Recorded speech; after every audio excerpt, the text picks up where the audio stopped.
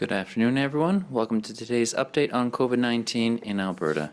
With us, as always, is Dr. Deena Hinshaw, Chief Medical Officer of Health for the province. Dr. Hinshaw will provide a brief update, and then we will open the floor to questions. Thank you, Tom, and good afternoon, everyone. Before I begin, I want to address a question that I've heard is causing confusion for people. The question is, if you're a parent and your child becomes sick but hasn't tested positive for COVID-19, do you need to isolate? This is a good question. If your child has not been identified as a close contact of a COVID case, and if they have not tested positive, you do not have to self-isolate away from others, although the child who is sick would be kept away from others in the home. For young children, it may be best to have only one parent provide care in order to limit contact. You may choose to stay home, but you are not legally required to do so. You should continue to take all the normal precautions, including monitoring yourself for symptoms, washing your hands, and staying physically distant from others. The reason for this is that our COVID positivity rates for school-aged children right now are less than 1%. So while we recommend that children who are sick should stay home and get tested, their household contacts are not required to self-isolate unless the test comes back positive or that child is a close contact of a confirmed COVID case. I know this is a challenging time, and I will continue to address any questions I hear in the days ahead. Turning to today's numbers.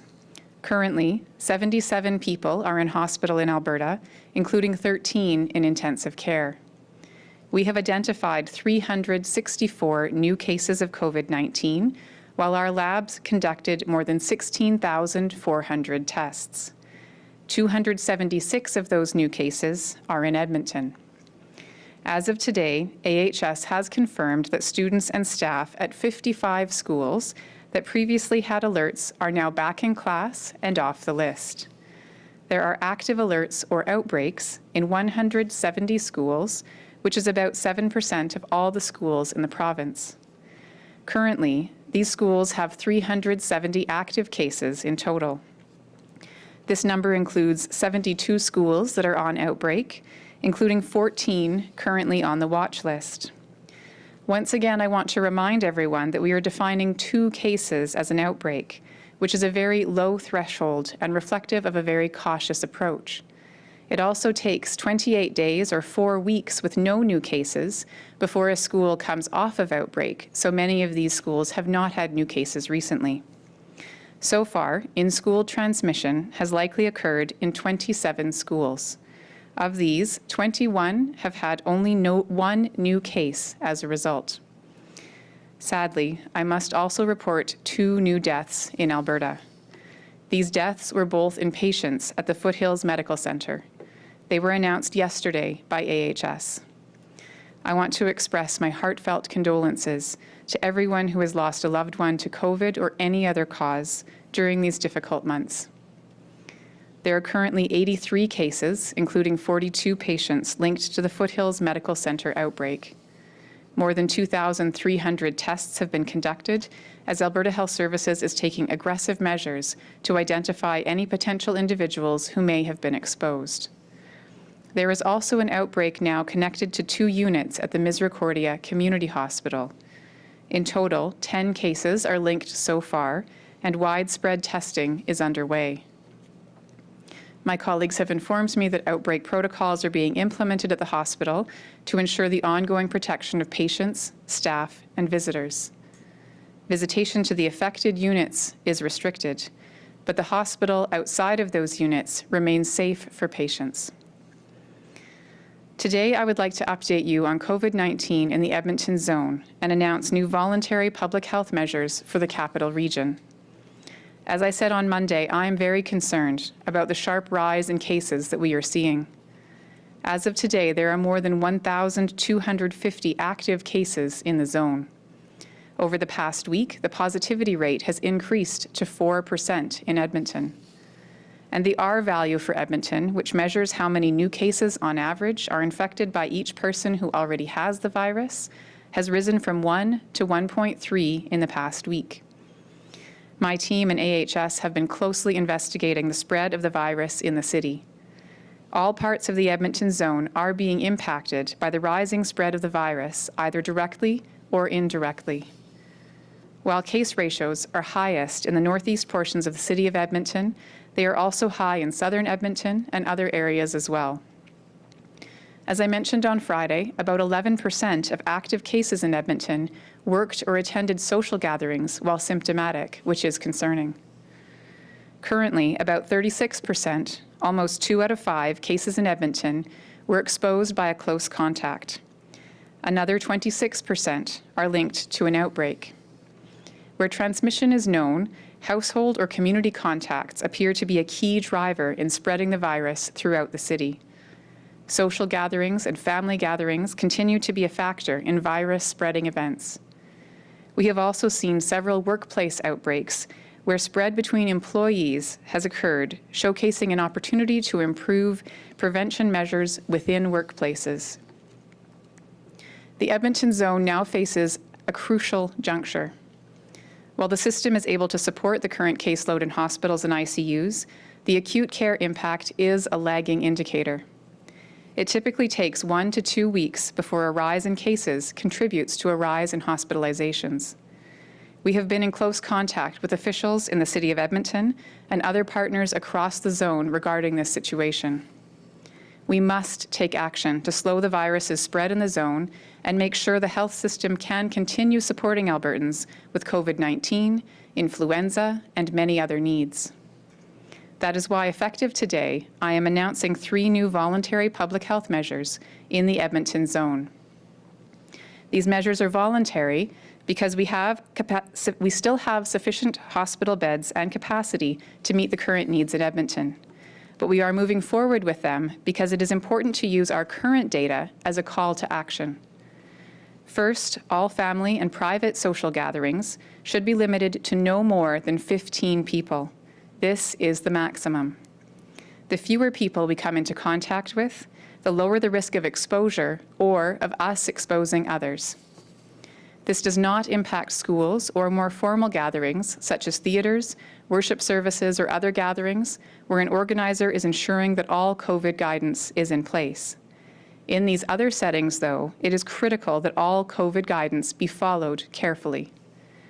For wedding receptions and funeral receptions, we recognize that these events in the near term have had a great deal of planning that has gone into them. It may not be possible to reduce these immediately to 15. However, if possible, we would encourage anyone planning these kinds of private social events or parties and family gatherings to reduce numbers as much as possible, aiming for no more than 15. Second, I am recommending that masks should be worn in all indoor work settings, except when alone in workspaces, such as cubicles or offices where you can be safely distanced from others or an appropriate barrier is in place. Finally, I am asking everyone in the Edmonton zone to limit their cohorts to no more than 3. Their core household cohort, their school cohort, and no more than 1 other social, sport, or other group. In some rare cases, individuals may belong to a work cohort as one of the 3, but this is not something that everyone would be a part of. Remember that a cohort is a group of people who don't have to follow all COVID restrictions at all times to enable an activity such as a team sport to take place. This is not the case in most workplaces. In almost all workplaces, measures should be in place to prevent close contact between coworkers, and therefore they would not be considered a cohort. Young children who attend childcare could be part of 4 cohorts, given that childcare cohorts have not been seen to be a high-risk context for spread, and young children are at lower risk of spreading the virus. These measures are not being taken lightly, but are necessary to prevent the spread of COVID-19 from continuing to escalate. Alberta Health Services will be continuing inspections of public serving businesses to ensure that existing guidance is being followed. In the coming days, the Alberta government will continue to support vulnerable Albertans and those most at risk of severe outcomes from COVID-19 to minimize the risk of exposure. While these measures are voluntary, I live and work in Edmonton, and I know that our community looks out for one another. I believe people will do their part to protect themselves and their family, friends, and neighbours. We will continue working with Alberta Health Services and local municipalities to closely analyze and monitor the spread in Edmonton and across the province. We will continue to assess the impact of these recommendations and consider any adjustments if needed. While these voluntary measures are focused on the Edmonton zone, everyone in the province should take note. We must all take precautions to limit the virus's spread to our friends, family, and loved ones. I especially caution Albertans against planning large get-togethers this weekend.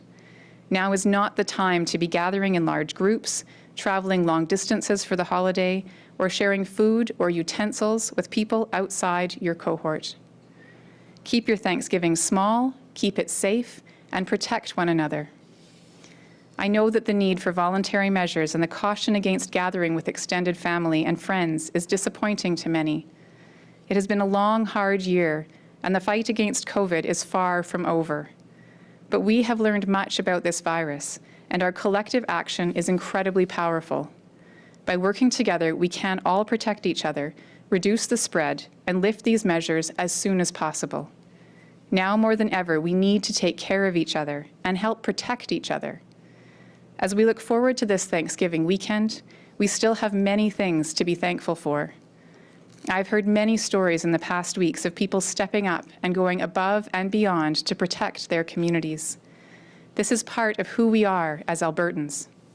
We remain in this together, and the future is in our hands. Thank you, and I'm happy to take questions. All right, we'll go to the phone now. We have a very large queue, so I would ask callers to keep the question to one only so we can get through as many as possible. Operator, could you put through the first one, please? Thank you. Yes, the first question is from Jeff Slack, 660 News. Hi, Dr. Hinshaw. How concerned are you about this new amount of case numbers reported, especially with Thanksgiving and Halloween coming up? Do you see Alberta surging in cases in November? And do you think Calgary will have to see increased restrictions as well? The concern that I have at this time really is focused on Edmonton. We have seen what other jurisdictions have seen, where case counts stay relatively stable and then can suddenly turn a corner when the reproductive rate goes up. Thankfully, the rest of the province still seems to be holding steady. But again, what I would say is that in the rest of the province, this is an opportunity to keep doing all of those things that are keeping the rest of the province relatively stable. And in Edmonton, this is an opportunity to enhance our approach. And again, I think it's very likely that we can collectively turn the corner and bring this curve down, reverse that trend. Certainly with Thanksgiving coming up, of course, if people are gathering in large groups, that does present an opportunity for spread, so I strongly advise against that. While I know it's disappointing, it also is necessary, because right now the last thing we want is to spread this virus to our friends and loved ones, especially those who are at high risk of severe outcomes. And the question about whether or not additional restrictions may be needed, again, is entirely in our hands. Operator, could you put through the next caller, please? Yes, the next question is from Audrey Naveau, Radio Canada. Hi, Dr. Hinshaw. I just wanted to have a clarification before my question. You mentioned the three cohorts, like the three different ones that people can have. Do these cohorts need to be kind of like self-limited, meaning that everyone in the cohort agrees that this is the cohort and that they're not having different ones? I'm just thinking that it might, some people seem to think that they can choose their cohort, but not everyone inside agrees that this is the one that they're in. And my question, wanted to know, why not make these measures mandatory? Why make them voluntary only? The question about cohorts, indeed, as you say, and I do think there has been some confusion maybe about cohorts, but the definition of a cohort is a group of people who all agree that they will be in that one cohort together and not be part of other cohorts. So, for example, I mentioned the sports cohort. So while in the past we had said we recommended limiting but didn't provide a specific number, now we're saying we recommend that people should be only part of one sports cohort. So if they're playing on a particular team, they would only play on that team and they would not play with other teams. restrictions. I will specifically say that that does not apply to schools at this time. We are recommending that schools, again, that school cohort can include school sports, but outside of that context, again, it would be only one sports cohort. Or for that social cohort, again, that would be a group of people who agree that they will only spend time together as that one group. Then the second question about why not make it mandatory, we have been clear with the relaunch framework about the two measures that would cause mandatory restrictions to come back in place, which is a rise in hospitalizations of greater than 5% over 2 weeks, or an increase in ICU bed utilization so that 50% or more of our ICU beds are occupied. And in order to be transparent, we've been very clear with Albertans that these are the measures to move into mandatory restrictions. And so at this time, what we're saying is that we know that transmission events that happened in the past 1 to 2 weeks are causing the cases we see today. And so we know that making this change today will not impact our case numbers for another 1 to 2 weeks. We will continue to see high numbers in the short term. And so right now we're making this voluntary to give Edmontonians the opportunity to turn this tide before it has a significant impact on acute care use. However, if we see that acute care use starting to increase and meeting those triggers, those are the triggers, again, that we've been very clear with Albertans would be triggering mandatory restrictions. Operator, could you put through the next question, please? Thank you. The next question is from David Staples, Edmonton Journal. Hi, Dr. Hinshaw. In each of the three areas of that you've outlined for changes, could you just tell us what the rules were before for each of those three different areas so we can differentiate what the rules were before and what they are now? Sure. So the first area is the restriction on social family gatherings. So the official rules or the previous rules were that you could have up to 50 people, 50 people, in a social gathering indoors. And we're changing that now to, again, 15 or 15 people again. So we're shrinking it back to that number that we had previously recommended many months ago when we had most of our restrictions in place. The second one about workplaces. So of course, we have always recommended that when anyone is in an indoor setting, that they should be wearing masks if they can't maintain that 2 meters of distance from one another. But what we're really focusing on now is we have seen several workplace outbreaks where there seems to be this misconception of workers being in a cohort with each other simply because they work in the same office or the same building. And we want to be really, really clear that is not the case. And we do recommend that when people are in that indoor workplace setting, that they should be wearing masks at all times if there's any chance they might come within 2 meters of each other, and that employers need to be thinking about protecting employees not just from members of the public if they are a public serving company, but also employees need to be protected from each other as sources of infection. And the third is about cohorts. So previously we recommended that people limit the number of cohorts that they belong to, but we didn't specify a number. Now for the Edmonton zone specifically, again, we're saying that, of course, people have their household cohort, and again, that small social cohort that they may belong to.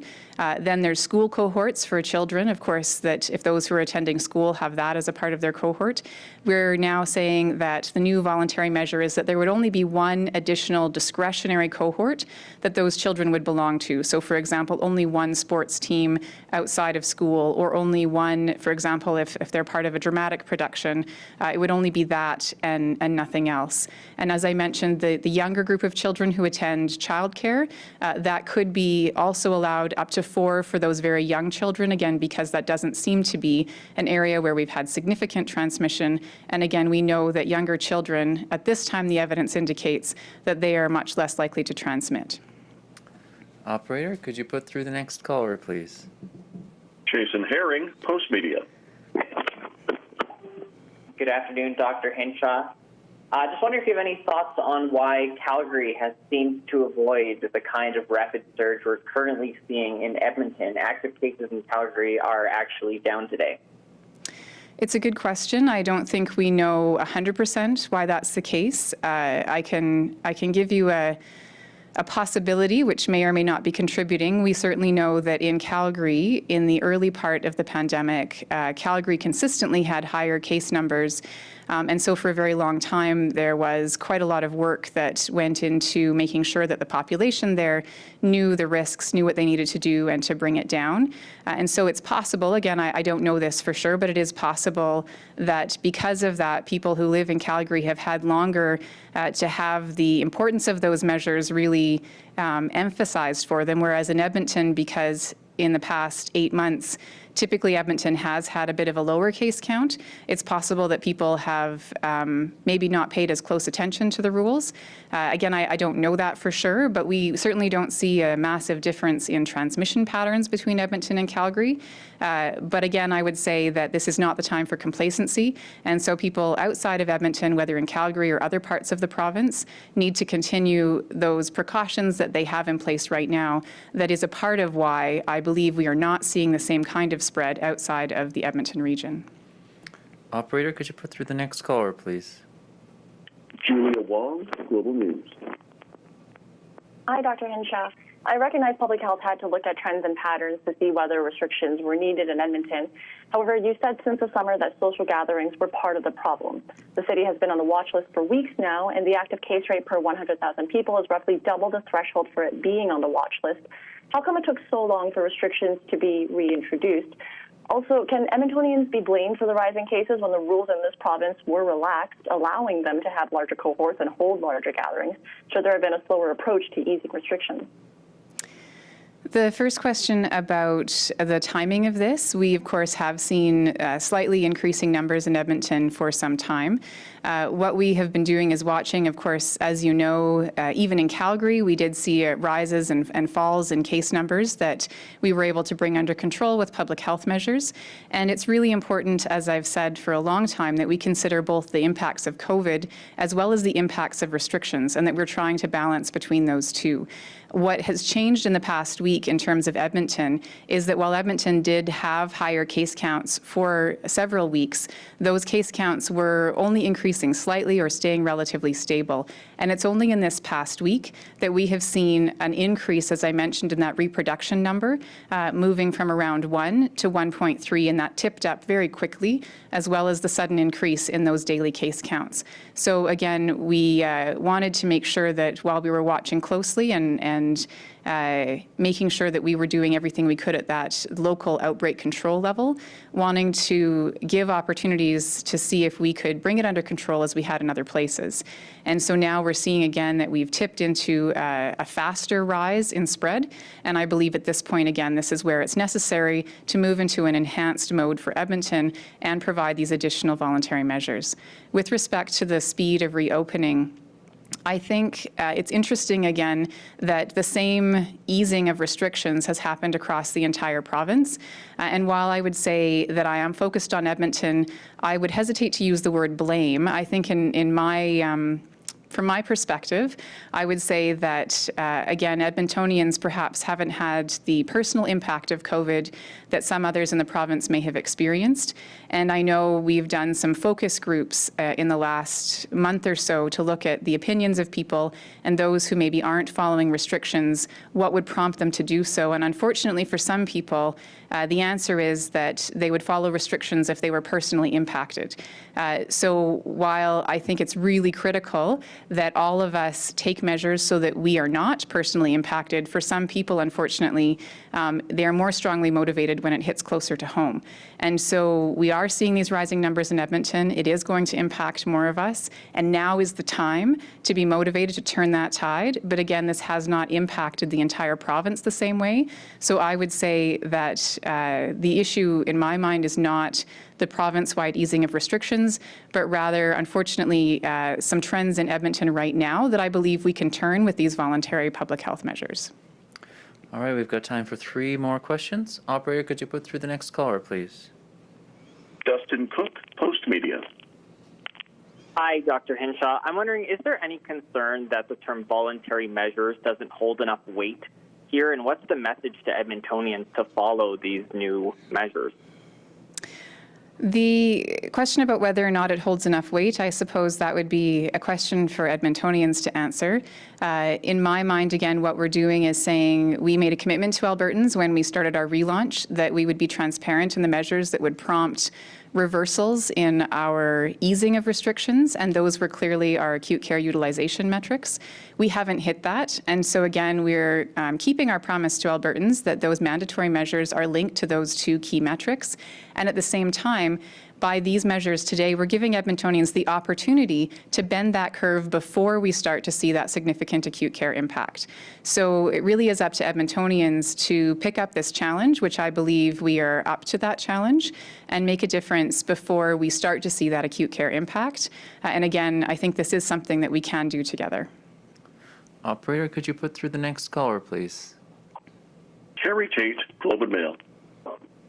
Hi, thanks, Dr. Hinshaw.